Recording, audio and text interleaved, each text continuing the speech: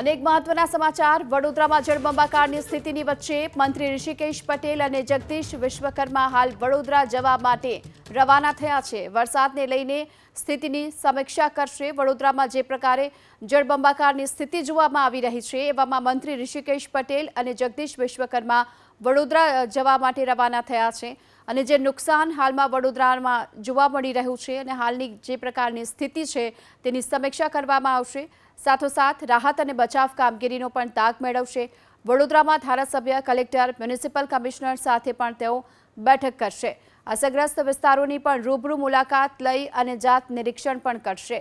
તો બંને મંત્રીઓ છે તેઓ આજે વડોદરા ખાતે જશે કારણ કે વડોદરામાં જે પ્રકારે જળબંબાકારની સ્થિતિ જોવામાં આવી રહી છે, ભારે વરસાદને લઈને જે અસરગ્રસ્ત વિસ્તારો છે ત્યાં વિસ્તારોમાં રૂબરૂ જઈ અને મુલાકાત કરશે, જાત નિરીક્ષણ પણ કરશે અને સમગ્ર પરિસ્થિતિથી તેમને અવગત પણ કરાવવામાં આવશે। ધારાસભ્ય, કલેક્ટર, મ્યુનિસિપલ કમિશનર સાથે પણ તેઓ આજે બેઠક કરશે।